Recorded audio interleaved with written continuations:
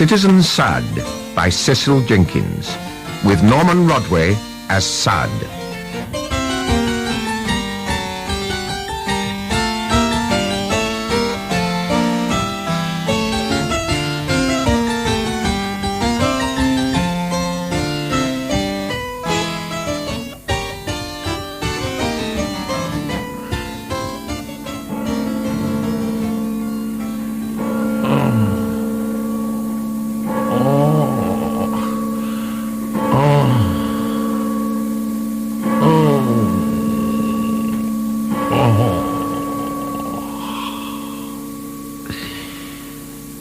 Seven more lashes from their great Bastille clock. And a touch of blood about that sky, Rousseau. It's a beautiful sunrise, Sade. You think the sun condescends to rise or set for the likes of us, you sentimental fool? It's just a pathetic optical illusion, isn't it? One more meaningless revolution of this little ball of dirt we spend 70 years scratching around on. What they call a day, if I remember. But a new day, Sade. That's right. A Thursday. The second day in something called the month of July. The words just flake off you like dandruff, don't they? Because they're human. Merely human. Which leaves me standing staring at that great red ball and trying not to go blood-red mad in this stone skull of a tower they've squashed me into. There's your benevolent nature for you, Rousseau. Not to mention your natural goodness of man nonsense. Lossinot! Lossinot! Where are you? Lossinot! It's too early, Sade. It's all right for you, isn't it?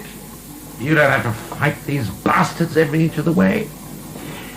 And there's something going on, I tell you. If they won't let me walk on the battlements, there must be something going on. Those two characters lurking down there for the last couple of days. We've never noticed them before in the Rue Saint-Antoine, did we? Probably just police spies, Sade. But that would mean they're still expecting trouble after those riots, wouldn't it? Lossinot! Lossinot, damn you! Lossinot! It's enough to drive you mad, Rousseau! Mad, mad, mad! It's painful, Sade, but you must be philosophical. Yes. Let's philosophize. We can always redo that dunderhead Descartes. I piss, therefore I am. The vulgar would like to say I am, therefore I piss. But then the vulgar can hardly aspire to a modern materialist philosophy. Many more than you could, Rousseau, with your belief in the supreme being and all that cock. Speaking of which, I'd better concentrate on the task in hand, as they say. Voila! Though with half a pint of me in this bucket, I'd better say, I piss, therefore I was. Or perhaps, I piss, therefore I'm not quite. Could anything anywhere be more ridiculous than living on this dirt ball and consisting essentially of a couple of buckets of water? Still, we can always swap out and tell them down below just what we think of them, can't we? I mean, in another 37 years and 81 days, by my rigorous calculations, I'll have filled the moat. And in another 42,563 years and 19 days, I have flooded Paris to the requisite height of 6.5 feet. And in another 844 million years and 203 days, by the 6:15 chime on their murderous great Bastille clock, I'll have drowned the earth and pissed out the planets and set the sun a-hissing until the whole works goes jet black. That will be the day, Rousseau. That'll be the day. Except that you can't swim, can you? What? You've always dreaded drowning, haven't you? You're terrified of the sea. I wonder why that is, Sade. It's the horror of being stifled, you fool. Of having no air, like being buried alive. As they've been trying for 13 years to bury me alive in this stone coffin of a place. Well, I'm not going to let them, do you hear? But you've already let them, haven't you?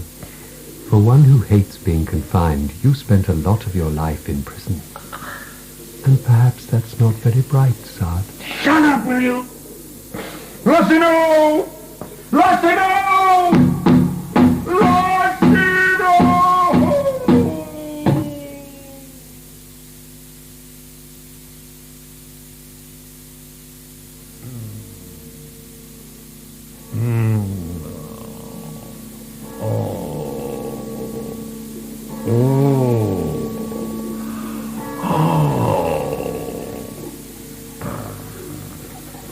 You must learn to control the flesh, Sade.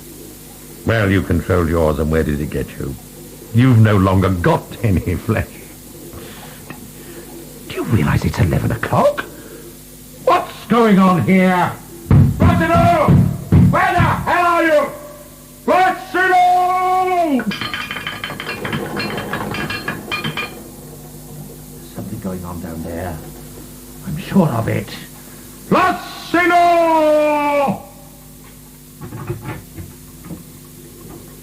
Are you aware that it's 11 o'clock? Yes. Sorry about that, Mr. Six. This is unheard of. I've been shouting for you for 4 hours. Well, I never come before 9, Mr. Six. I never come before 9, Mr. Six. Will you stop calling me Mr. Six? Well, you will live up on the 6th floor, Mr. Six. Regulations, Mr. Six. Where have you been? I was dragooned, Mr. Six. I'll just lay out your lunch, shall I? What do you mean, you were dragooned? Well, they've had us all navvying this morning. Doing what? Oh, shifting this and that on the battlements and all. What were you shifting? Oh, I'm not allowed to talk about it. Food will be getting cold, Mr. Six. You saw Governor Launey on my behalf? I did, Mr. Six. And? Well, he presents his compliments and apologises for being so busy. And? Well, he regrets. You told him I find it intolerable to walk in a hot, stifling courtyard when it is my right to walk on the battlements? I did, Mr. Six. And? He says it's temporary, and he regrets.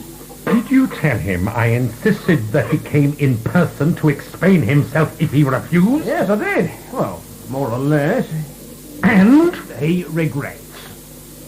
So what's this? A brace of quail with orange stuffing, it says on the menu here. And this? Fillet of beef, it says, braised with carrots, cloves, thyme, parsley and peppercorn. Well, that only leaves the sweet egg souffle, the chilled chocolate mousse and the strawberries, Mr. Six. Would it be quicker to fling them all at the wall at once? You are insolent, Lossinot. But you're right. You can present Governor Launey with my compliments.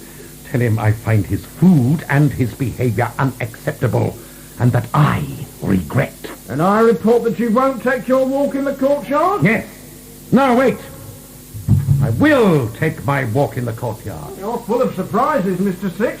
That's what your Governor Launey is about to find out. Where are you going? What about this food on the floor? Enjoy your aristocratic lunch, Mr. Six. There are people starving out there. Serves you right, Sade.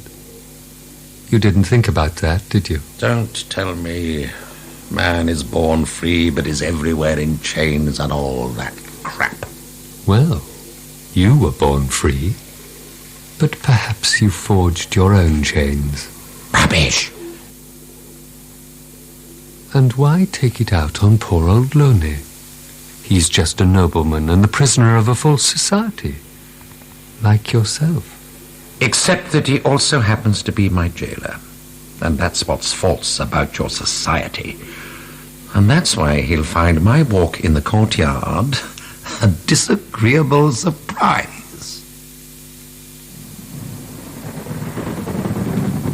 Thank you for agreeing to this somewhat unusual incognito visit, Mr. Governor. It is rather mysterious, sir. You describe yourself as the district delegate, but I'm not sure whom you represent. People like yourself, Mr. Governor, who have much to lose from the collapse of public order. I see. I would hope that you do, sir. Things have got worse and worse in this district since those riots in April. And you remember the slogans then, down with the Bastille, among others. I do remember the slogans. I mean, we don't know what's happening at Versailles. One day we're going to get a National Assembly.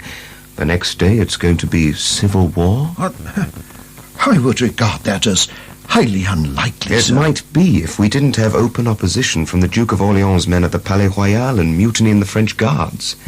Not to mention 30 or 40,000 of those so-called brigands roaming around the city. But they're just poor devils of starving peasants, driven into the city by bad harvests looking for a job or a crust. But they're not likely to find either, are they? Which adds up to a frightening number of footloose riffraff. Now, we're in the process of organizing a bourgeois militia. I would hope that's merely thunder, and not your bourgeois militia. If you're worried about your property, I can readily protect you. I'm afraid we don't feel you're in a position to protect yourself, Mr. Governor. Your 92 old pensioners would be about as effective in a showdown as the handful of ornamental cannon you're trying desperately to get into working shape at this moment. You're well informed, sir. In a word, your Bastille is not so much a protection as a provocation, not just because of its sinister reputation. But that's ridiculous. The place is so empty, they've been talking of knocking it down for years.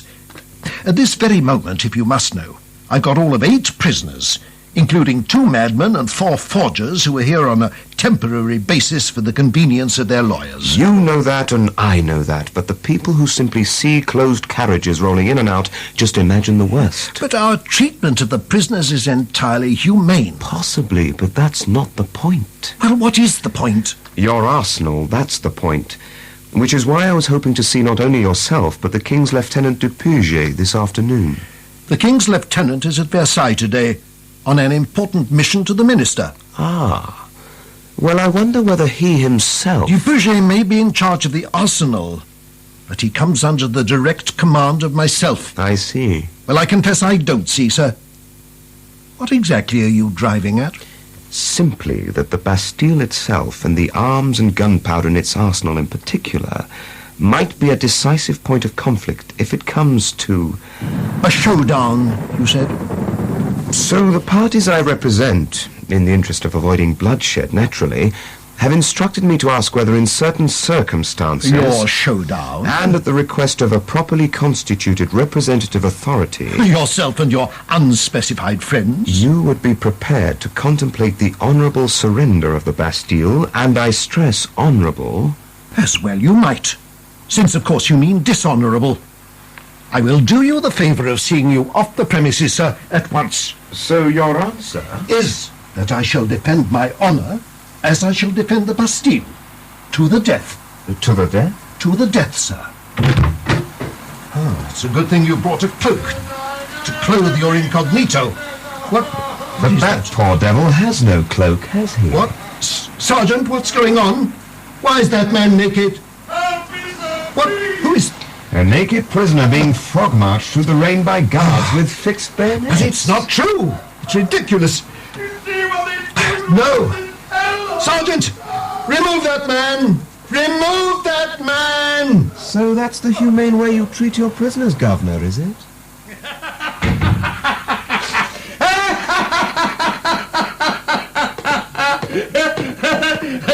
Be careful where you stick those bayonets on the way down, lads. So The governor thought he wouldn't see me, did he, Rousseau? Well, I think you'll find that the governor will see me. Be careful, Sade. Careful. You don't really know what's going on, do you?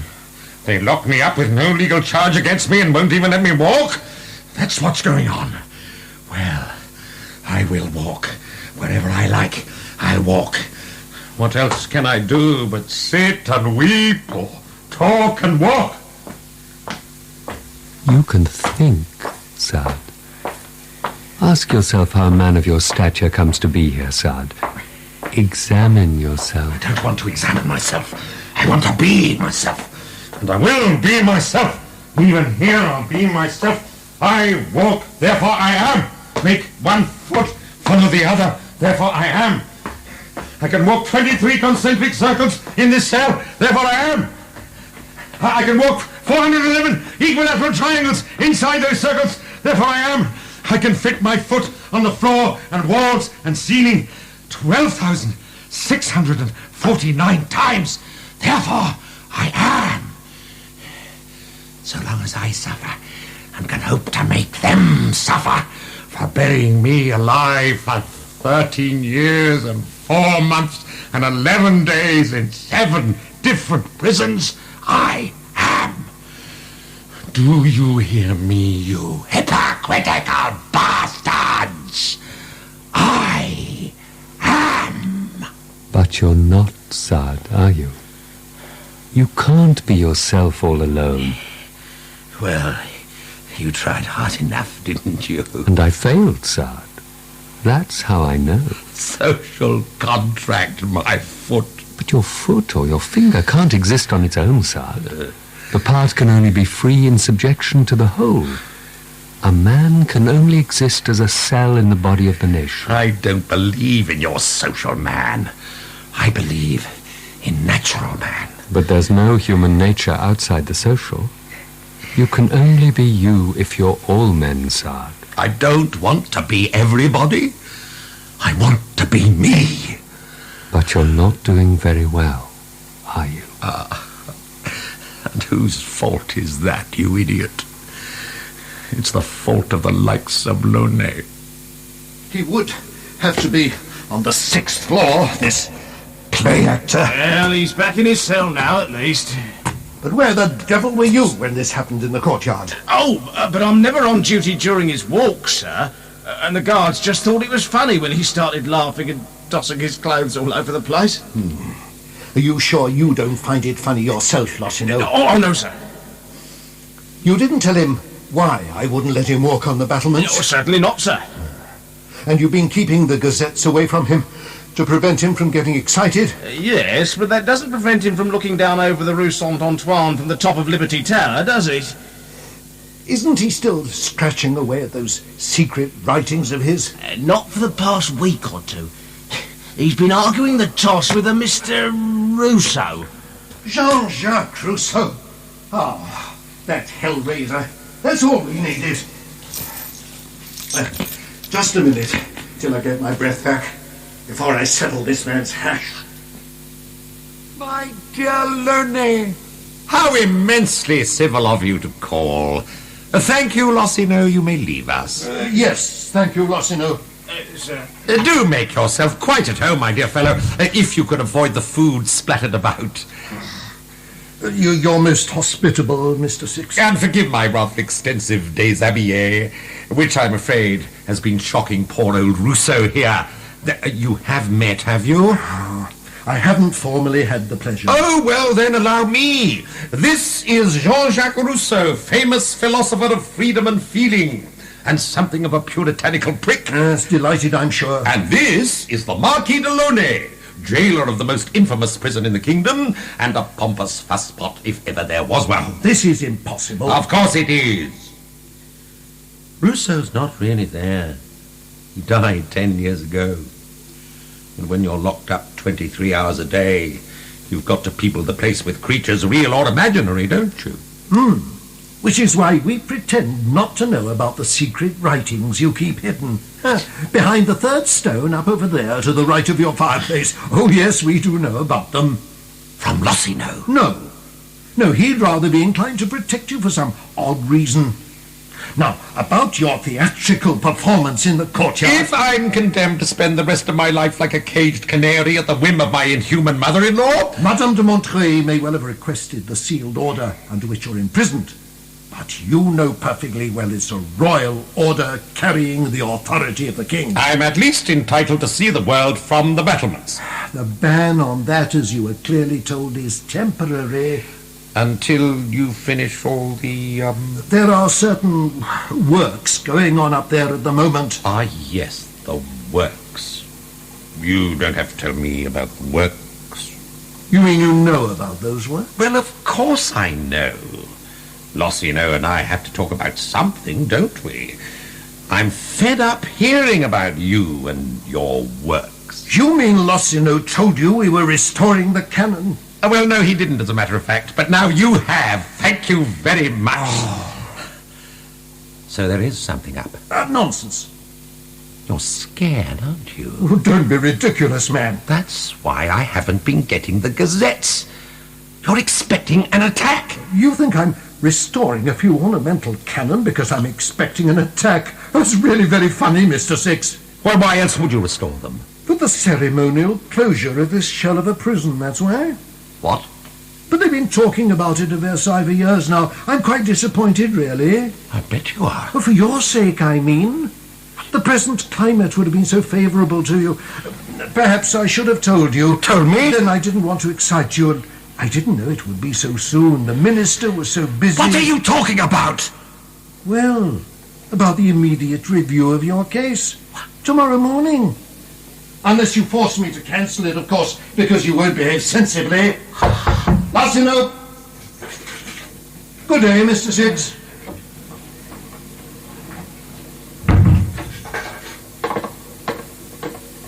An immediate review of my case? Now you will have to think, Sade. No, I won't. It's a trick. A hypocritical trick. But you already knew there was something, huh? Versailles must be under pressure. Think calmly, Sade, and be grateful. To whom? To Launey? To the people you owe this review to. Ordinary people, the common people, like those who rioted in April. The great sovereign body of the nation. You and your nation. You must embrace it, Sade. Merge with the general will. Hope for a republic. But I already hope for a republic, Rousseau. Would you believe it, though? Be careful, Sade. Don't get too excited. An immediate review! You're too hot-blooded. Try not to get excited. And of course I'll get excited. Why shouldn't I get excited? I'm free, do you hear me? I'm free!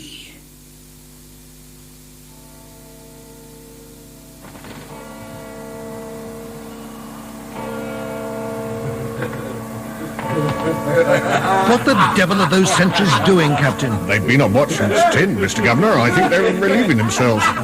From the top of my battlements. That going on. More fireworks from their confounded Palais Royal. And more trouble tonight, I'm afraid. Those mutineers of French guards have just been rescued from the Abbaye prison, it seems. What? By a whole mob with hatchets and sledgehammers. Dear God. And du Puget not back yet from Versailles at midnight. God in heaven, what's that? I didn't hear anything, Mr. Governor. Listen, it's dreadful. It's from the Liberty Tower. You think so? It's that devil Sade, trying to ruin us. Get up there and stop that noise at all costs, Captain. They'll think we're running a slaughterhouse. Ah, Mr. Governor. All in order now. No problem. A little point in you going up, sir. He's probably asleep by now. What were you doing up there, Lossinot? Just checking on Mr. Six, No. sir. Thank you, Captain. You can leave the lantern. Ah, certainly so. Good night, sir. You're only half dressed, Lossinot. Why?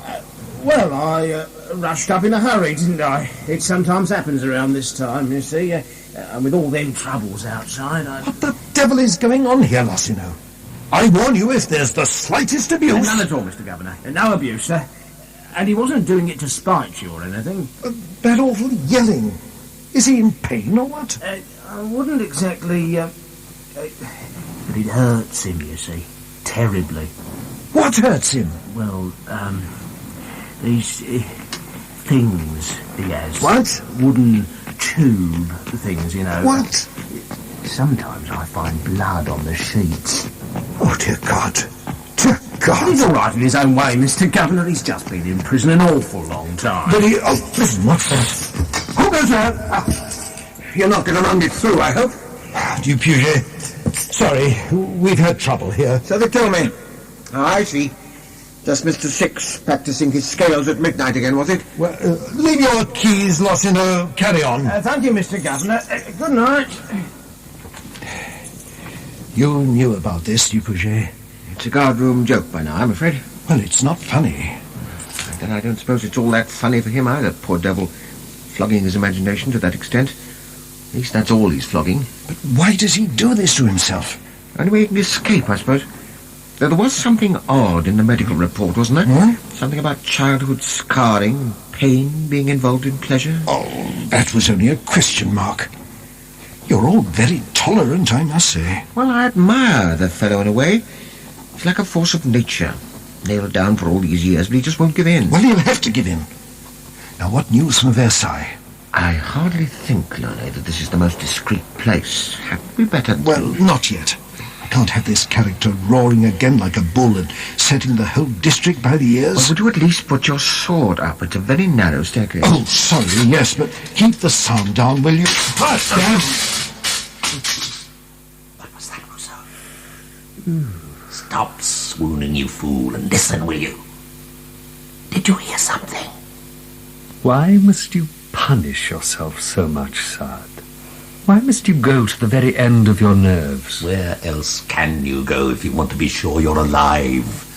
Especially when they've sheathed you in stone. But it's not natural, Sade. You think the electric fluid in the nerves can tell pain from pleasure, do you? But they're both the same, Rousseau. We call it nature, Rousseau. No, Sade. No. You think it's all streams and sunsets, do you? But it's pain, Rousseau. Disease, disaster, death. The blood-stained battle to survive. That's what you've got to accommodate in your natural republic. I know there's suffering, Sade. Be quiet. Listen. There's a lantern down there. 2 of them. Talking low. The bastards. So what about the reinforcements? Tomorrow, from the Invalides. How many? A sergeant and 12 men. But that's ridiculous. Low priority. They think we're impregnable. I wish I did. What are they doing at Versailles? Having hysterics, mostly. But the Queen's crowd, packing their bags 1 minute and talking about burning down Paris the next. The King is dithering. But he did order the nobles and clergy to join the commoners this morning. And they obeyed. In dead silence, it seems, like men marching at a funeral. Their own, some said. So it's official. We've ended up with a National Assembly. Well, what? Until we can bring in enough loyal troops to clean the place up. By July the 15th, with any luck. But that's 2 weeks away. Yes, but they're as far afield as Metz and Nancy, and it has to look like routine manoeuvres. Not that it will, with this kind of paper flying around the streets. Warning to the people, the ministers unmasked. My God! The aim of the ministers is the dissolution of our National Assembly. The only way they can achieve this is by civil war. This whole thing is going to blow up in our faces. Yes, that reminds me. I got permission to transfer my gunpowder from the arsenal to the Bastille, just to be on the safe side. To be on the safe side? Well, 250 kegs of gunpowder is a lot of gunpowder. So you thought you'd move it in here, did you? Have you lost your head, man?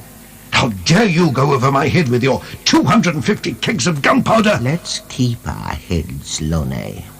Would you rather defend yourself with 250 kegs of gunpowder inside the Bastille, or 250 kegs of gunpowder outside the Bastille? But God above, you're inviting them to attack the Bastille to get at the gunpowder. Don't you see that? But the Bastille won't last 5 minutes if they get their hands on the guns and gunpowder in the arsenal. Don't you see that? Oh, I don't know. I just don't know anymore. What with that and this character up above us bellowing across Paris in the middle of the night? Well, I got the review visit confirmed at least. It will be the minister's secretary. To Mourgues? Yes. You didn't overexcite Sade, by the way? I mean, he doesn't know the king is abolishing royal sealed orders, does he? God, no. I just said there'd be a review. Because if he did know, he'd be wrecking the place. You can say that again. You can certainly say that again. You hear that, Rousseau?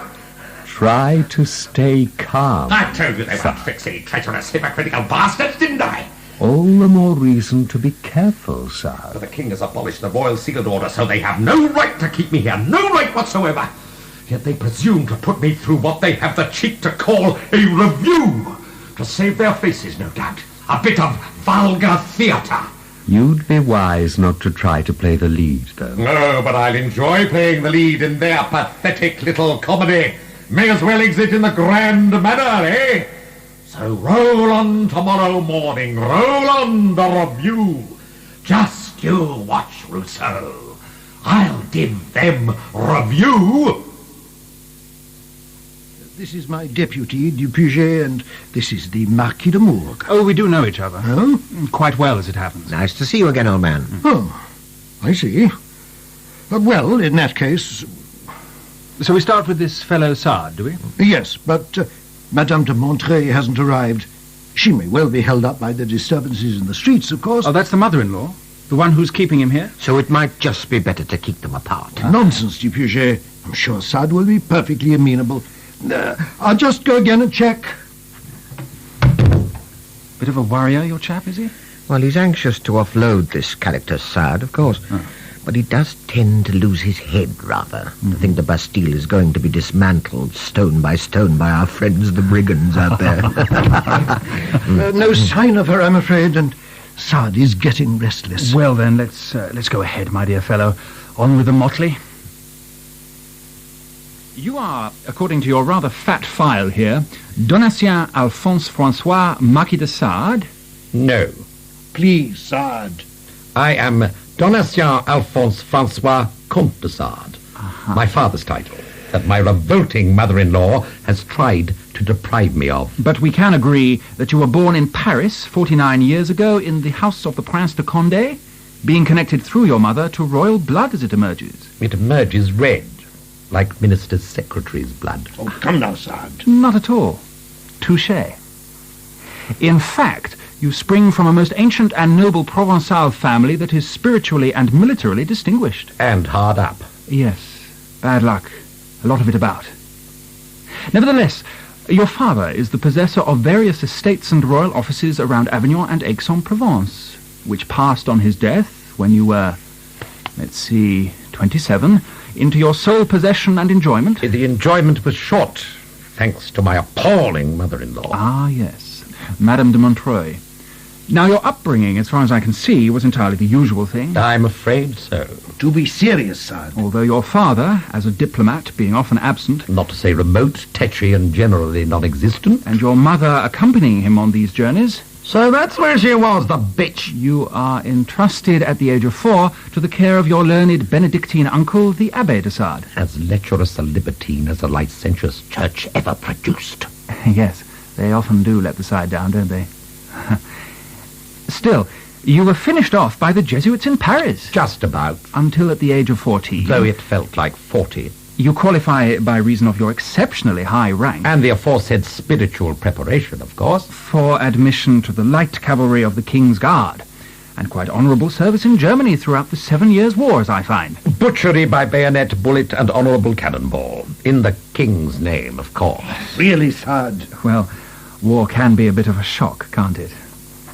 Which brings us to your marriage and your first offence at the age of 23. They do rather go together. Just after leaving the army, you marry the daughter of Monsieur de Montreuil. Special royal consent to this union being, of course, required in view of your high rank and connection with the throne. Our rank, their money. I was flogged off by a bankrupt father to a pathetic bourgeois heifer for money. Oh, Sade. Well, noblesse oblige and all that. And you at least acquired the wherewithal to get yourself further flogged with a red-hot whip in the Rue Mouffetard a few months later by a pregnant prostitute whom you then submitted to sodomy and some really rather garish forms of obscene sacrilege. Pushing it a bit, weren't you? Just a schoolboy prank. fashionable at the time. Nevertheless, there's still an element of sacrilege in this Easter Sunday affair of a few years later. An outrage anticipated by Inspector Murray here. He was anticipating earning a fat bribe since he was secretly acting as paid agent and spy for my abominable mother-in-law. But it was you, rather than he, who waylaid after Mass this out-of-work and widowed young cotton spinner. A particularly conniving prostitute, you mean? Promised her a crown for cleaning your room, but took her instead to your secret pied-à-terre at Arcueil, where you, let's see now, force her to strip, throw her face downwards on a chaise longue, covered in red chintz with a white spot on it. Not a prepossessing pattern, I agree. Oh, heavens above, sir. Tie her up, whip her, birch her, whip her again, rub some ointment on her wounds, birch her again, till she's screaming that she doesn't want to die before taking the Easter sacrament, and you're laughing and saying you'll confess her yourself. That's the blasphemy bit, of course. Well, we do live in the century of enlightenment. Though as a philosophical demonstration, I admit it was crudely conceived. So you go on, whipping her, and rubbing in ointment, and birching her again, and rubbing in ointment. Why in God's name were you rubbing in the ointment? I wasn't doing it in God's name. I didn't want to hurt her. You didn't want to hurt her? Why are you laughing? It's not funny. No, indeed, it's really rather affecting. Almost like a mother kissing a child's sore spot to make it all better. What nonsense. It's absolutely nothing to do with a mother. So it was just the sacrilege, the mockery of the Easter mysteries, pure theatre? Aren't the Easter mysteries pure theatre? Yes, but at the climax of all this, the woman hears you uttering loud and frightening cries in the middle of the room away behind her, as though you were having some sort of fit without even touching her. Utter rubbish. Lies. But these loud and frightening cries, does that mean you were actually... I mean, did you, need this theatre? Certainly not. Absolutely irrelevant. I spent months in detention for this absurdity, even though the woman completely withdrew all charges after extorting a vast sum of money. It's quite true that the family came to a satisfactory settlement, and it's only fair to add that there was no element of blasphemy in the unfortunate Marseille incident of some years later. Which involved, let me see, a valet, 4 prostitutes, mutual beating, multiple buggery, and whatnot. Rather a colourful affair. Quite apart from these marigold silk breeches you were reported to have been wearing. Or not wearing. But there was this very serious poisoning aspect. Well, actually, that was a misunderstanding. It was just some aphrodisiac sweets that were badly made up. Yet he was on this completely false charge that I was condemned to death and beheaded in effigy.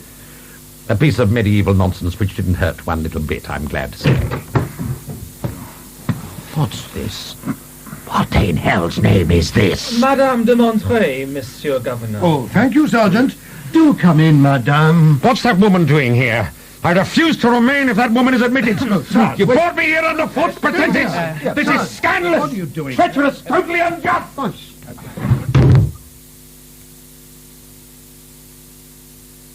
I'm so glad my son-in-law has consented to return. Oh, I'm quite sure he's aware of the importance of this review for his own future. It has often grieved me that he has never quite understood my concern for his welfare. You mean that 13 years in prison have hurt you more than they've hurt me? To restrain yourself, Sade.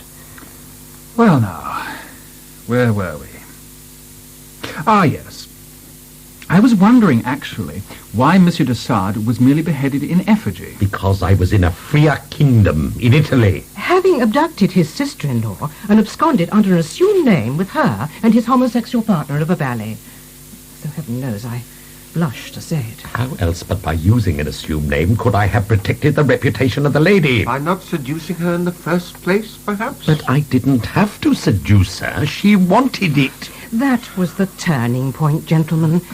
I could put up with his debts and his gambling. I could even see him wear down and corrupt one daughter.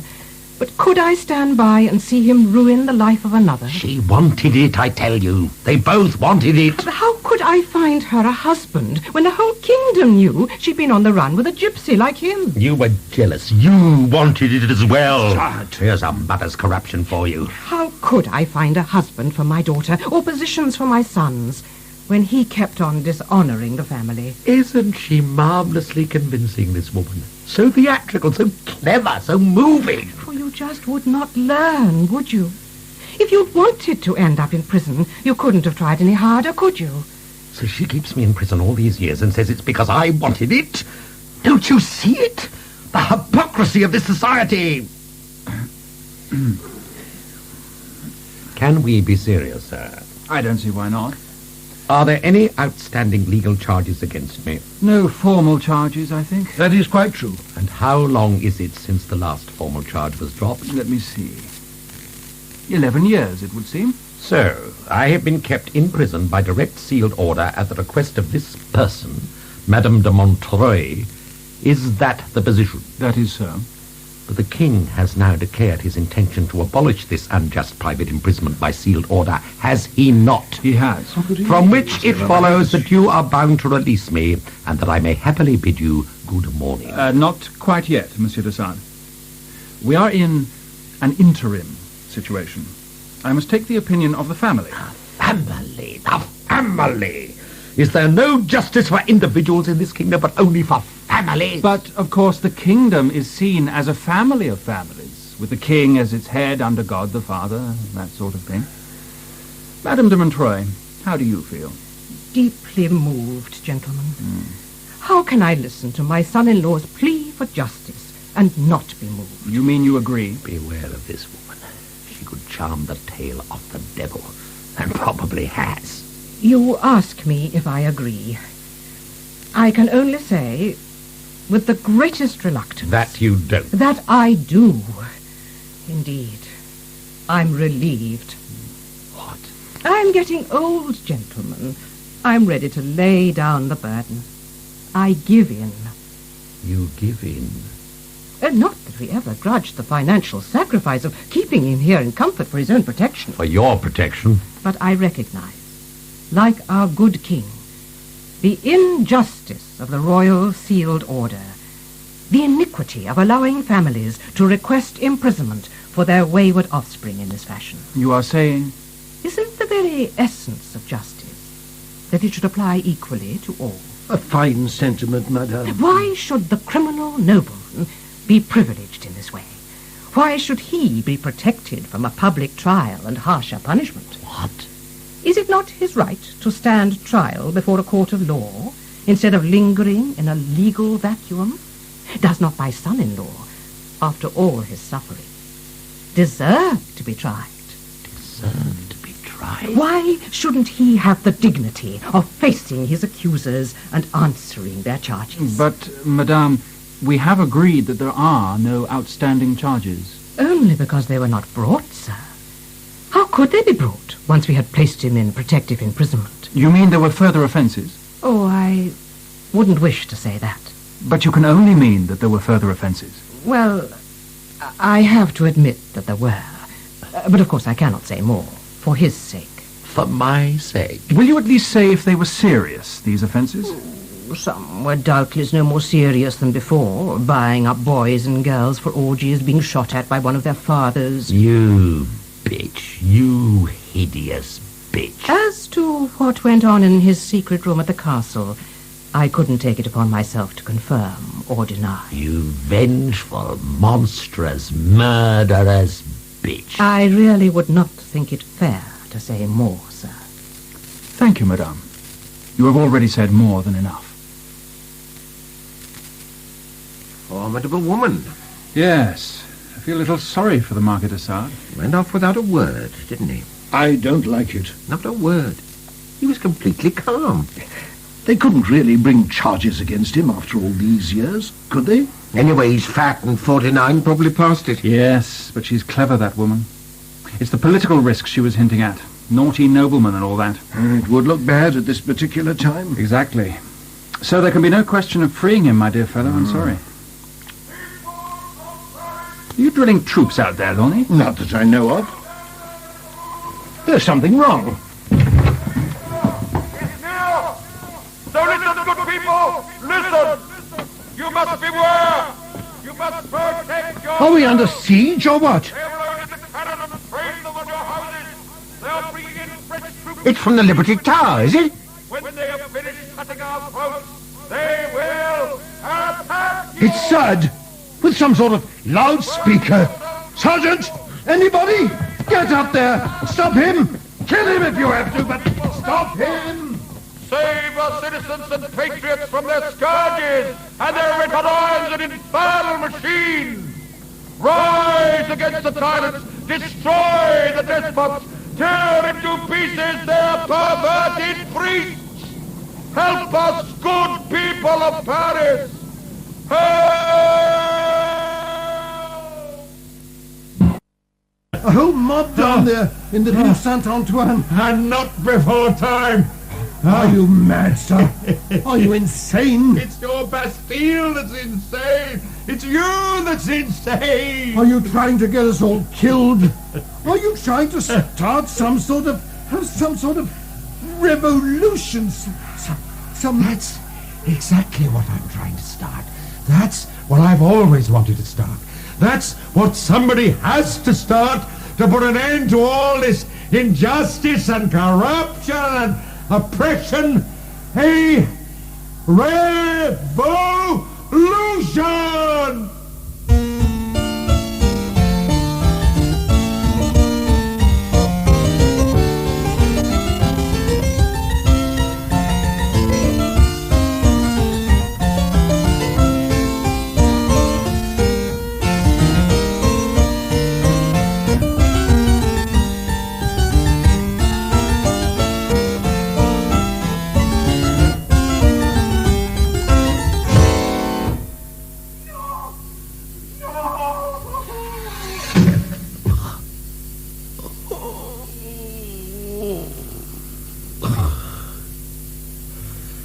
At least that one cried out, Rousseau. It's when they go without a sound, like sausage being sliced.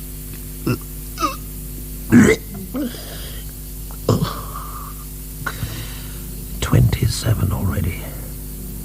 Is there no end to this stench and this butchery? Rousseau, Rousseau, Rousseau. Rousseau? Where the hell are you, Rousseau? Not prepared to talk to me these days, are you, Rousseau? Here's another playmate for you, seeing as how the other fine gent didn't last so long.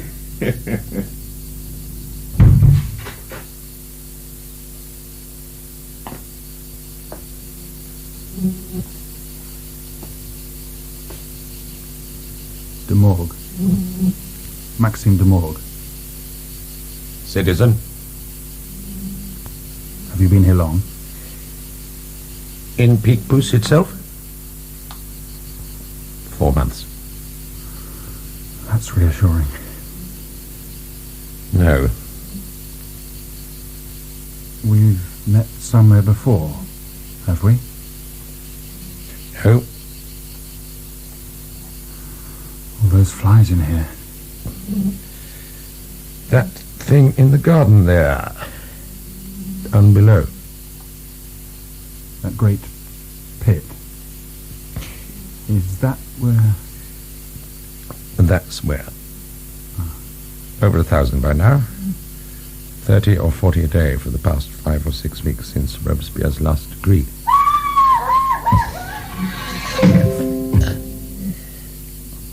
I was hoping they'd finished that batch. They don't even beat the drums anymore. No need to. There aren't any spectators out here at Picpus. Is that why they moved the guillotine here? Complaints about the smell in this hot, sticky weather. Do you have to talk about this?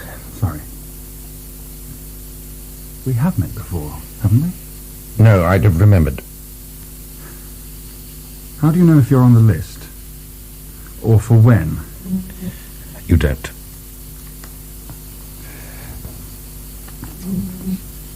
I came back from England because of my mother. They picked me up at the end of May. How long have they had you? 7 months since just before Christmas. Oh. I spent 6 weeks sleeping in the latrines in one prison and shared a cell with 6 fever victims in the next. All because of some stupid mistake. A mistake? So else a piece of anti-republican treason. I've lodged an appeal, naturally. Or have you? It was a few years ago. I just don't remember where. But then so much has happened. Yes, I've appealed to the Committee of General Security. I've laid out the whole case in detail, asked for a special examiner to consider it without prejudice. And you think there's some chance? Of course there is. I'm an active Republican. I've drafted speeches and reports. I was a delegate on the Hospitals Commission. I've even acted as assessor on the Anti-Forgery Committee. You're the Marquis de Sade, aren't you? I've never been a nobleman. I'm a lifelong Republican, I tell you. I was even made president of my district revolutionary section only last year. Which just shows you. It was in the Bastille. Of course. In the very same steamy July weather. 5 years to the day, almost. You're mistaken, sir. You're a lot thinner, obviously. Looking a good bit older, like the rest of us. But you're the Marquis de Sade, all right. I am Citizen Sade.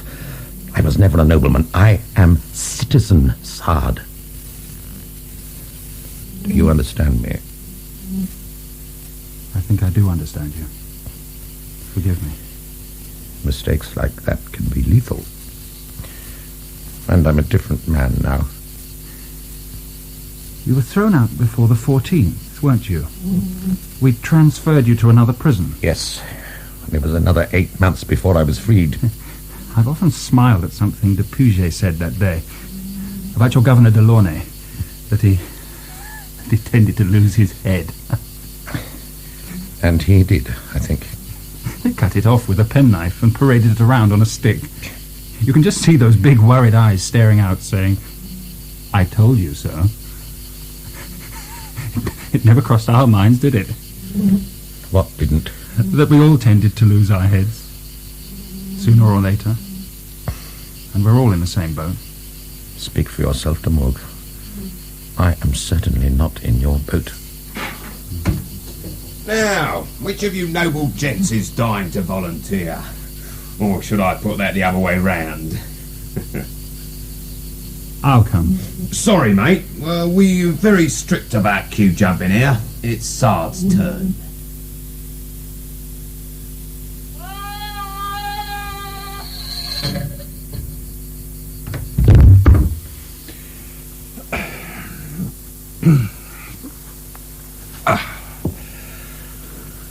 You won't find it unbearably hot if I close the windows. No, the noise really is rather awful. And the stench of decomposing nobility isn't exactly uplifting.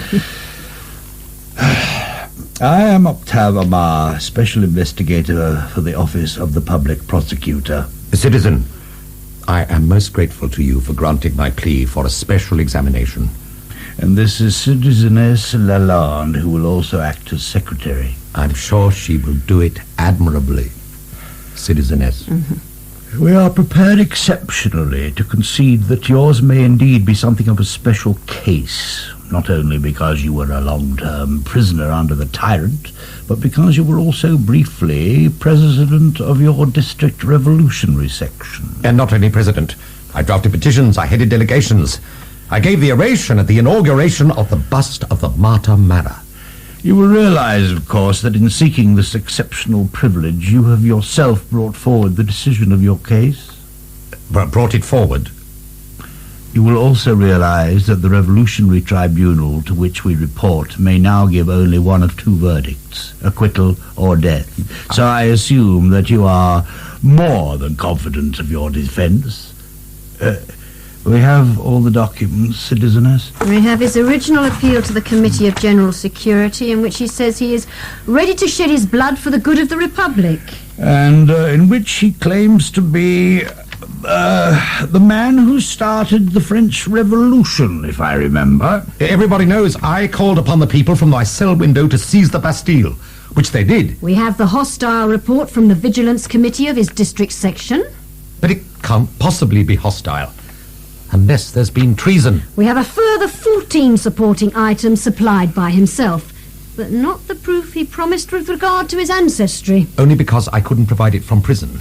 I repeat that I have never been a nobleman. One wonders, then, what you were doing in the rich man's prison of the Bastille, where you doubtless had your own wine in the cellar. Can we get on, please? We also have the report you asked for concerning a published novel and various manuscript writings that have been recovered. Justifying the first charge of degrading public morals, as I recall. May I, Citizeness? Thank you. I'm shocked at such a charge, citizen. Well, he finds nothing too outrageous about your travel writings, or these anti-clerical stories, or your plays, which he describes as conventional to the point of being sugary. Sugary? It's his opinion that's outrageous. But he's shocked by this novel, Justine, which aims to show the rewards of vice rather than virtue, and whose pure heroine is, well now, raped, beaten, bled and branded before dying young in a savage storm. Is he equally shocked by the great Voltaire's Candide, of which this is the feminine equivalent? Doesn't he see that it's a satire of the old order? Well, what about this strange manuscript about 4 murderous libertines and the appalling orgies they perform? A veritable textbook of criminal perversion and killing, as he describes it here. But how can he miss the entire point?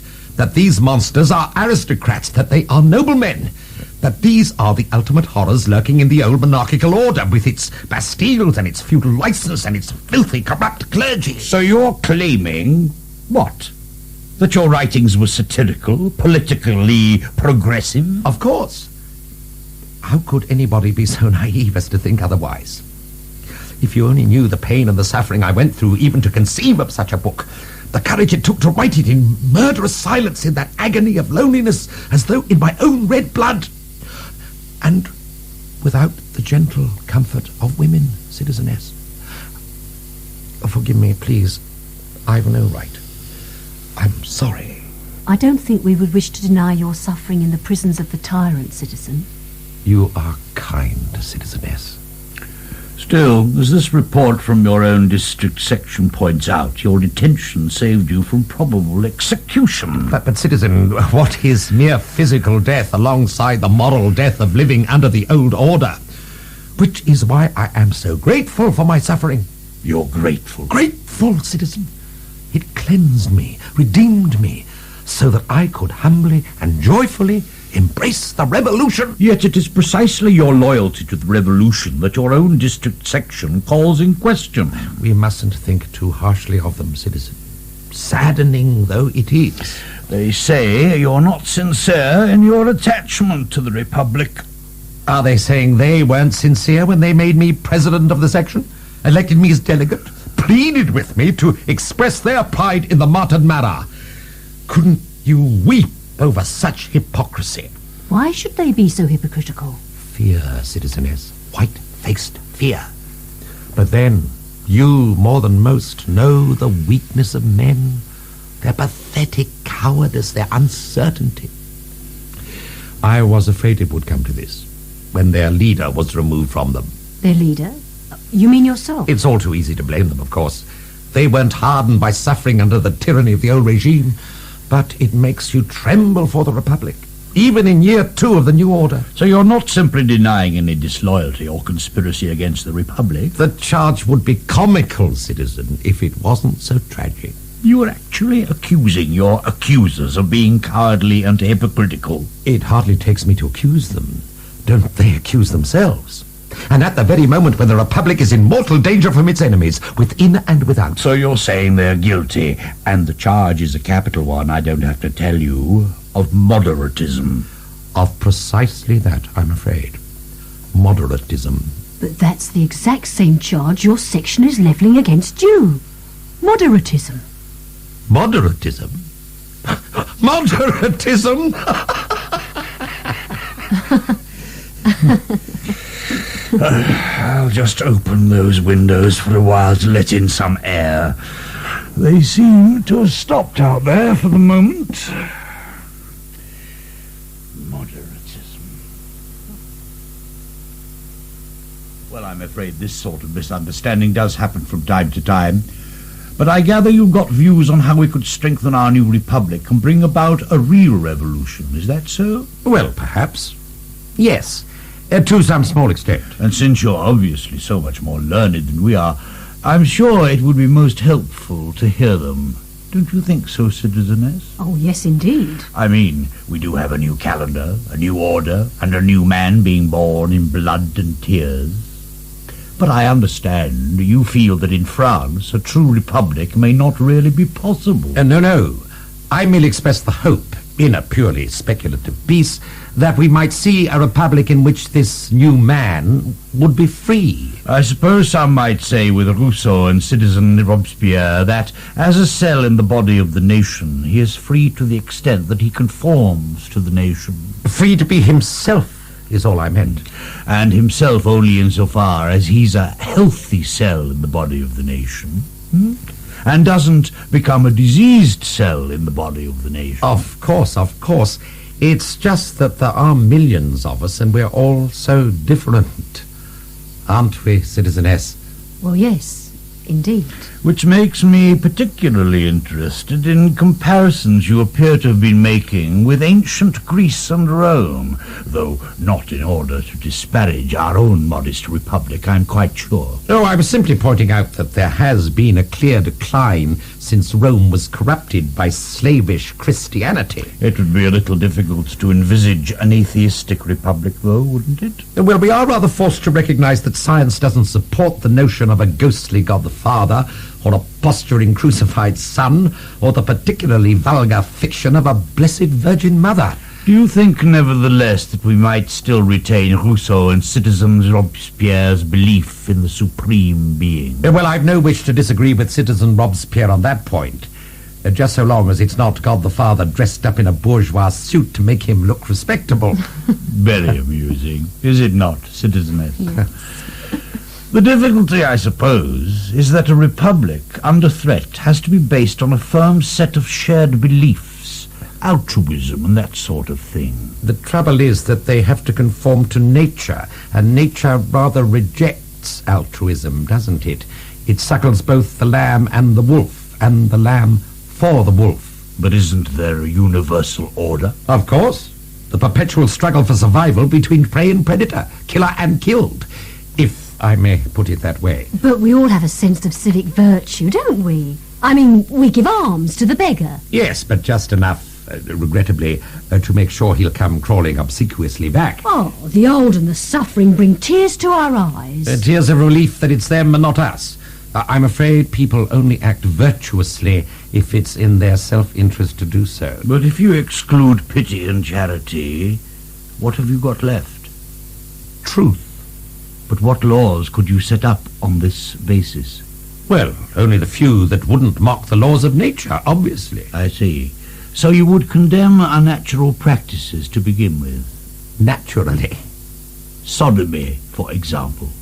That mightn't be scientific, unfortunately, since sodomy is so widely disseminated among our own and other animal species. After all, if it offended nature, it would hardly be there in the first place. So you think that in our republic we should tolerate sodomy? Well, the Greeks and Romans found it awfully useful in cementing military virtue when their republics were under threat. Now, I wouldn't insist on it, of course. You wouldn't insist on it? It would be quite wrong to do so. People have to be free. Free to do what they like? Isn't that what freedom is? But you'll be telling me next they should be free to kill one another. Well, of course, killing occurs quite naturally in nature, doesn't it? Though you could always give it some useful institutional form, as in Rome, you know, where gladiatorial combat provided a noble and useful game, or in Sparta, where they hunted slaves as we hunt the wolf or the boar. But this is absurd. This is like some sort of feudal aristocratic nightmare. You can't allow killing in a modern republic. I wonder, if I may presume to say so, if there isn't a slight contradiction here, citizen. In what way? Aren't you killing them just outside that window? 30 or 40 a day. Cutting their heads off. But those people aren't being killed. They're being executed. Are you quite sure they appreciate the distinction? And they're not being killed by individuals. They're being killed by the Republic. Which you say can't allow killing. Perhaps that's why it seems so very unnatural. Do you have any further questions, Citizeness? No. Well, yes, perhaps just one. What would your republic do for women in all this, I wonder? Free them, Citizeness, from false institutions like marriage that lead men to think they can own women. So women would have equal rights? Of course, exactly the same as men. So how would they relate to men? In the same way men would relate to them. Each sex would be freely available to the other, as in nature. But suppose I didn't actually want to be freely available to men, as in nature. That wouldn't in practice be a problem, since nature has everywhere made male domination the rule among the animal species. You don't really mean, do you, that in your republic you could come up to me in the street and rape me or dominate me as you please? Well, in the nature of things, yes. But you said I'd be equal to you. Absolutely. How? By having the exact same right to do the same to me, of course.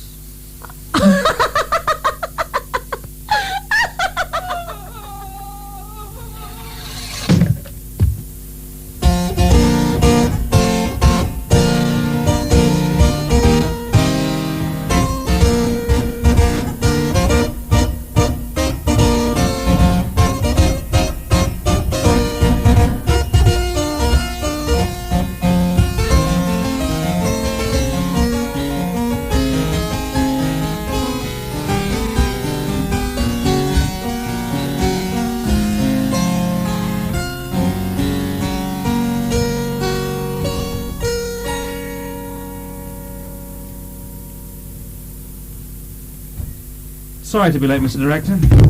I had a difficult immersion. Oh, not to worry, my dear Beynie. I've only just finished reading this. Do sit down. Some challenging new patient, is it? The Marquis de Sade, if you please. Oh, another one? No. This is the real one. I thought the real one was guillotined during the Terror. No, he was due to be guillotined the day before Robespierre fell, but according to this, they went to the wrong address. Some routine bureaucratic cock-up. Well, lucky for him. So he was free again for a few years, living quietly enough with some very ordinary woman, it seems. But he was arrested again in March of 1801. For flogging? Worse than that, I'm afraid. For fiction. A libertine novel. So he's just spent 2 years in Saint-Pélagie prison, but he misbehaved and has ended up here. Now, we'd like to help the chap anyway, of course, but the thought occurs, Beynie, that he might just be able to help us put Charenton on the map, eh? Or treat him as a test case, you mean, for our new scientific treatment? Well, if we could effect a transformation of the Marquis de Sade, we might just make doctors sit up all over Europe. Well, is he at all likely to be cooperative? That's the encouraging thing. I have this letter from him, perfectly charming. Hoping to earn our esteem, to correct all the false impressions we may have been given, and so on. I'll just get Lossinot to fetch him along, shall I? I didn't realise when they said Sade. Well, the Bastille, of course, we always knew you as Mr. Six. Oh, yes, Mr. Six. It's a long time since I was Mr. Six. Well, I'm pleased to see you again, though. Well, how are you then after all these years? I don't even know who I am after all these years. Well, at least you survived the Terror. Did anybody survive the Terror? I still remember you talking to that friend of yours, Mr. Rousseau. Did he survive the Terror? Oh, no, Mr. Rousseau didn't survive the Terror. If there was one thing Mr. Rousseau didn't do, it was survive the Terror. Less than any other cell in the sovereign body of the nation did Mr. Rousseau survive the Terror. Oh, I'm sorry to hear that. You'll miss him. Not much. So you're here now, Lossinot, at Charenton. Yes, well, the Bastille job collapsed on me and I ended up here. I'm one of the 4 head warders these days. Not that we call ourselves warders much, seeing as how it's a... lunatic asylum, I know. Welcome to Charenton, Monsieur de Sade. You've a strong sense of humour, sir. And as director of Charenton, I often need it. Xavier de Coulmier at your service. That would surprise me. Oh, but it shouldn't. It's always a pleasure to have a man of letters on the premises. This is Dr. Beynie, our medical officer, who has pioneered some helpful new therapeutic approaches. I'm pleased to meet you, sir. I was afraid you might be, sir. Oh, Come now, my dear fellow, we're not punitive or pompous or puritanical at Charenton. Pray be seated. Anyway, you and I have so much in common. We're both short, fat, 63, and still alive, which is no mean achievement after terrible times. Some are more alive than others. I'm sure you can settle down comfortably here now. Get on with your writing, perhaps. I see you've written several plays, in addition to your other pieces. I'd be interested to look at some of them. We're not a prison, you know. You mean I can leave? Well, not quite. I've been scandalously imprisoned for 2 whole years. I demand to be released or to be tried. But do you think it would help to be tried, my dear fellow? After all, you do have a certain reputation, don't you? Prejudice. Yes, but inevitable, perhaps. I mean, you get yourself condemned to be beheaded and burned under the monarchy. You get yourself condemned to be guillotined under the Revolution, and then you go off and get yourself arrested for obscene publication under the Consulate. It wasn't obscene. It was an important philosophical novel. And I denied authorship. Well, your own publisher testified against you. Also, if I may sympathetically suggest this, my dear fellow, it does tend to reinforce prejudice if you get yourself thrown out of Sainte-Pélagie prison for trying to seduce young people left, right, and centre. It was strictly centre, but that's not the point, which is that I have not yet been brought before a court. Does Bonaparte think he's King Napoleon I or what? Oh, come, sir. It's still just as arbitrary as the old order. I'm being denied my legal rights as much as under the monarchy and the Revolution. I'm entitled to a trial. Well, it seems that you were imprisoned by ministerial decree in order to avoid the scandal of an obscenity trial. It's rumoured that the first consul is a little puritanical on such matters. He can afford to be puritanical when he's busy slaughtering people in battles all over Europe. I shall go on protesting to him and to the minister. Very well, but wouldn't it help if we could testify that your behaviour here at Charenton was serene and well-balanced? And we are trying to create the normal kind of community here, with concerts, the occasional dance, and so on. Singing and dancing lunatics. Oh, I admit that some of our guests enjoy a certain richness of imagination. And it's true that we've at present got 4 Louis XVIs, half a dozen gods, and an embarrassing number of Christs. Odd that before the Revolution people liked to think they were the devil, and now it's God or Christ. But we're a medical institution, you know, with advanced therapeutic techniques. What techniques? Beynie, would you like to... Well, we are, after all, in the 19th century now, Monsieur de Sade, and it's an urgent scientific necessity that we should develop an enlightened, modern method of dealing with mental illness. Or special ways of thinking, if you prefer. It's not my way of thinking that keeps me imprisoned. It's other people's ways of thinking. Yes, but it would be nice if in the evening of your life, after all, you could achieve a more comfortable modus vivendi. And our friend Dr. Beynie's humane hydrotherapy... Water? Yes, water is excellent for correcting dysfunctions of the nervous system. Our procedures are designed to refresh the whole organism, distending the dry and fevered fibres.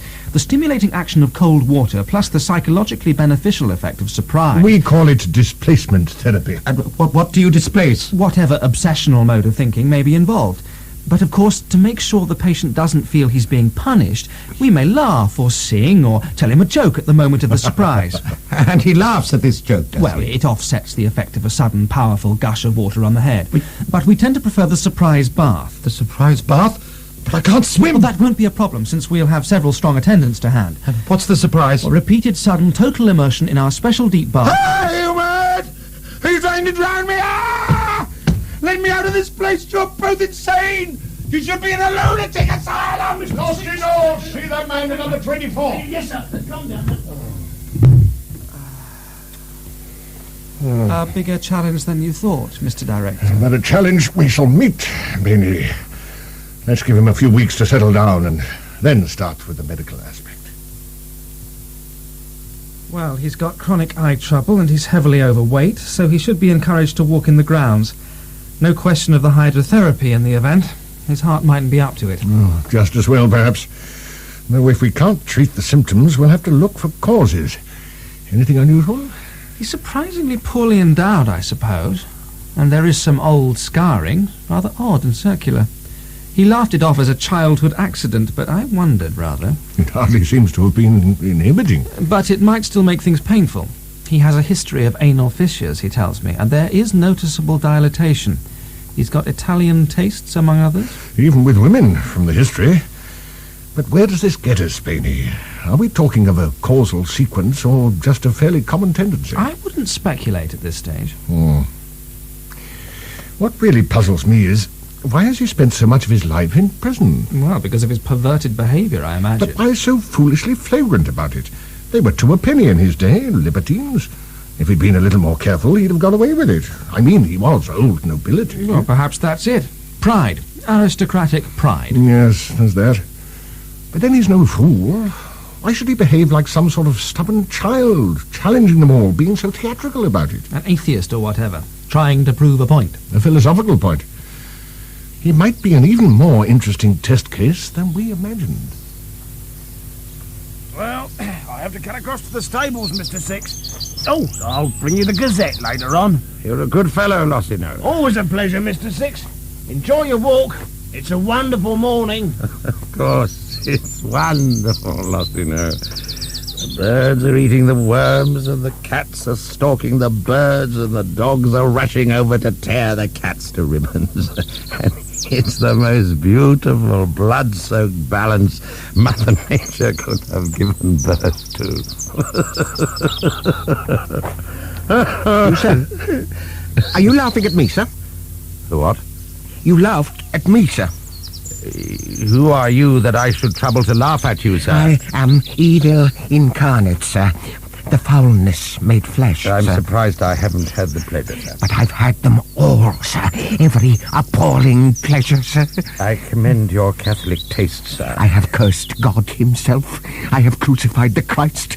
I have eaten my own children, sir. You must have a good digestion, but who the devil are you, sir? You would tremble at the very name, sir. That would surprise me, sir. I have chopped up choir boys, copulated with snakes, eaten horses' entrails raw. And it was very nice meeting you, sir. I see you turn away, sir. Because you are a madman, sir. I have disinterred my father. A dangerous, raving madman, sir. I have defiled my own mother, sir. I am the notorious Marquis de Sade, sir. What's my own young, quivering, tender, panting mother, sir? Defiled, defiled, defiled. Stop it, stop it. I see you quail at the name, sir. Stop it. Of the monstrous Marquis de Sade.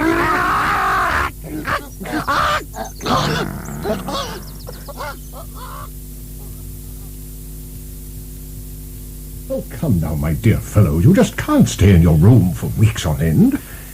Yes, I can. You've been weeping, I hear. That's most upsetting. I was not weeping. It was an accident, you know. It was a plot. But he's just a deluded, defrocked priest who was rather more damaged by the incident than you were. And not only because you almost throttled him. It was a plot. You're all in on it. Even Lossinot was in on it. I know who's behind it, of course. She's behind it. Who do you mean? I should have seen it in the numbers. What numbers? You know very well what numbers. It was the 6th day of the 6th month, and I've already made 6 appeals to the minister. Do you take me for some sort of idiot? Look, I'm a little worried about your not seeing people, my dear fellow. I wonder if you might like your woman friend to visit you. Perhaps even stay overnight on occasion. No. It's a trick. It's not, I promise you. And I'd be delighted to discuss your work with you from time to time. Perhaps read some of your writings, if you would permit me to. But first, let's make arrangements for your friend to visit you. We'll have to do something with Sade, Mr. Director. He's been worse ever since you allowed those visits. Yes, they only brought home to him that he was cut off from the world, I suppose. And of course he keeps banging his head against the wall with those tirades to the minister. Perhaps we should have told him that the First Consul had personally condemned that novel. And that he's unlikely to change his mind now that he's about to become emperor. But I can't just tell Sade the truth, can I? That he's going to be here till he dies because Bonaparte doesn't want him tried in case he gets off too lightly. I just wish we didn't seem to be doing him more harm than good at Charenton. We still can't have him attacking other prisoners. It's the way he's deteriorating that worries me most. This sense of persecution he's developing.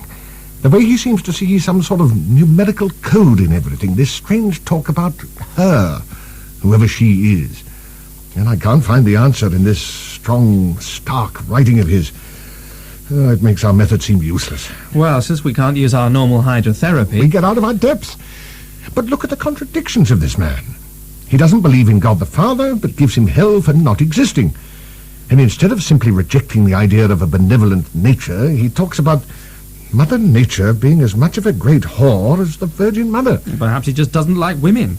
Or his mother-in-law. You'd think he wanted revenge against the universe. He talks of a more natural society, but he sees nature as a meaningless, murderous game of who eats whom. A horrible battleground. That's a point. What is? He hates the violence of it, that's it. The Marquis de Sade hates violence? Yes, he has a horror of it, because he's scared of it.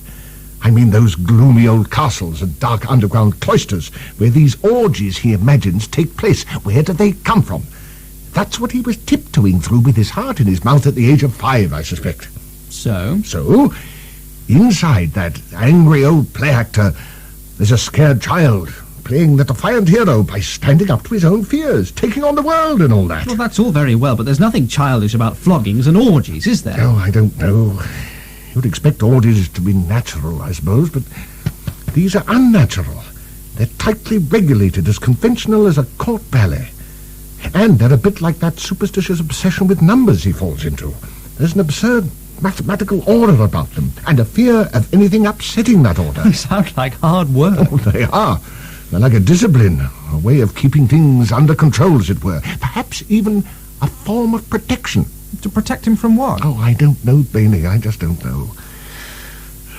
And it's almost as though these brutal charades protected him from doing something really terrible. Something he mightn't even have imagined. At all events, they're unreal, totally artificial, pure theatre.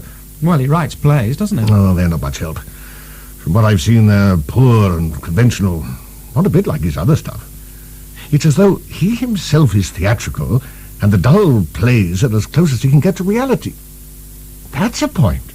Another point, Mr. Director? That's how we can manage him. How? Well, he's aristocratic, authoritarian, highly theatrical, and he can't write plays. What does that suggest? A particularly difficult mental patient. A theatre manager, my dear Beynie. Well, get him to put plays on around the place. Well, if that's the best we can do. It might stabilise him a little bit, I suppose. Well, give us time. Give us a chance to understand him. We might even find out about her, who she is. The mother-in-law? Perhaps. But I think not. Walking through the leaves, old chap? All my life. Through dead leaves. That was another splendid show you gave us last week. I'll soon be a dead leaf myself. Without ever seeing my own castle again. My own fig trees. My own oaks. You must have had an interesting childhood down there in Provence. Did you? It feels like hundreds of years ago. Hundreds of years. Oh, I'm sorry, my dear fellow. I didn't mean to distress you.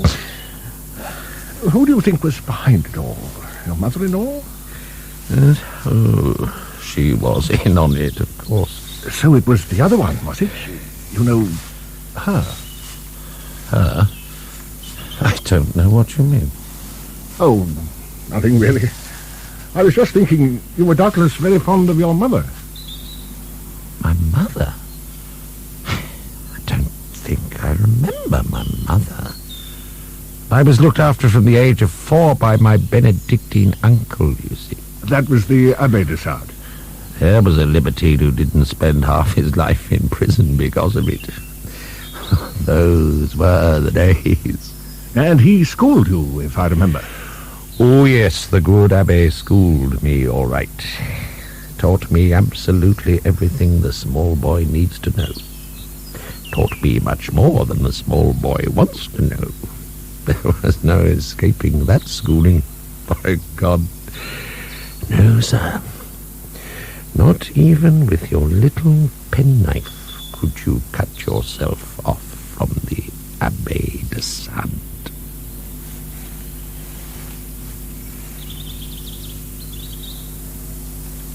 Dear God. Dear God. Dear God, that I don't even believe in. Dear God. It's certainly a dreadful story, Mr. Director, but I don't think, if I may say so, that it takes us very far. Are you sure he didn't invent it? Why on earth should he invent it?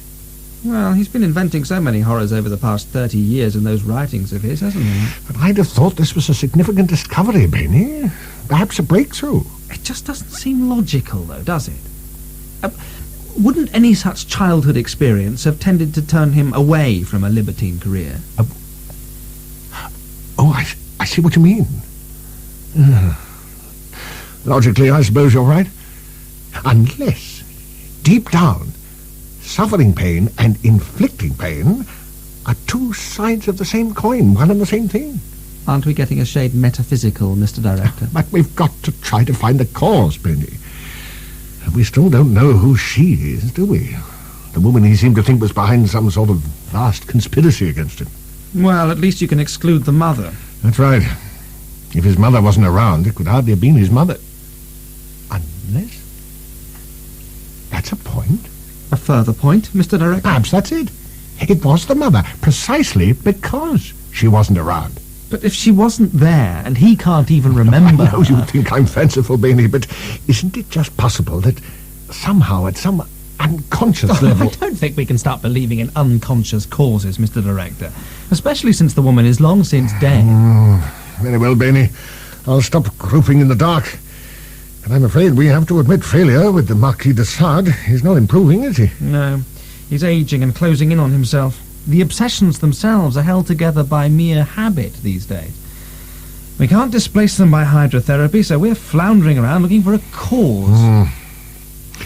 Do you think there may be more than one cause? Perhaps not even of a personal kind? Well, yes. Look at the history that man has lived through over 60-odd years. The old order of the monarchy, the new order of the revolution, the present whatever it is, order of the empire. Look at the changes he's seen. But that's the whole point, Beynie. He hasn't changed. Perhaps that's why we can almost see him turning into stone before our eyes. How is he, by the way? Not well. He's got a fever.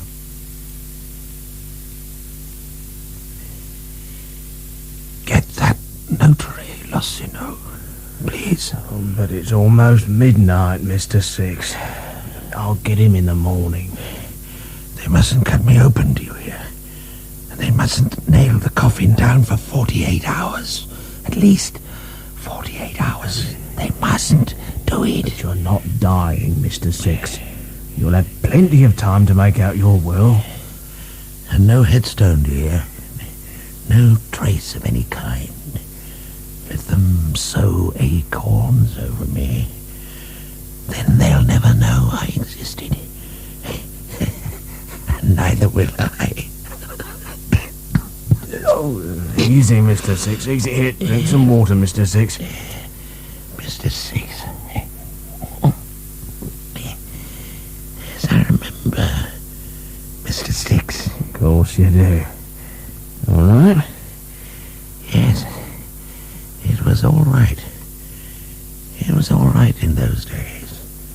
Before he was ruined by all those Rousseaus and bourgeois moneybags. Jumped-up bourgeois ministers. You had your rank. You had your honour under the king. You were more than just a couple of buckets of water slopping around.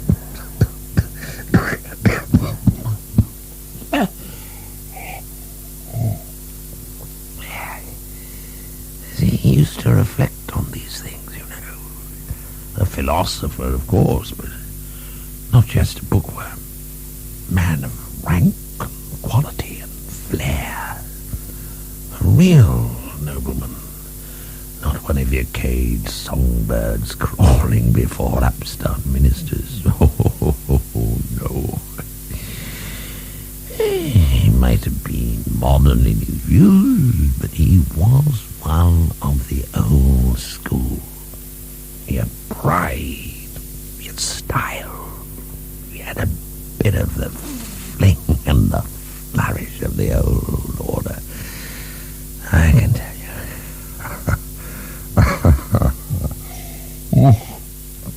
Those were the days. Hadn't you better rest now, Mr. Six? Mr. Six? That's right. That's who it was.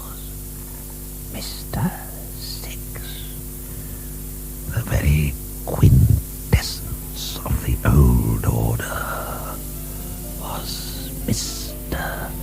Six.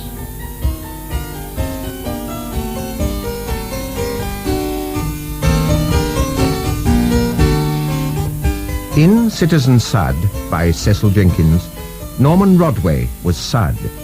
Rousseau was played by Christopher Good, and the warder Lossinot by David Goudge. The Launey, governor of the Bastille, Arnold Diamond. Maxime de Mourgues, Simon Treves.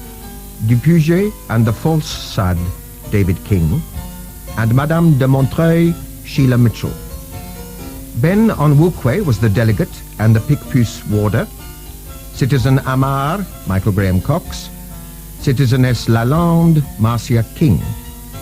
Michael Kilgarriff was Coulmier and the Bastille captain.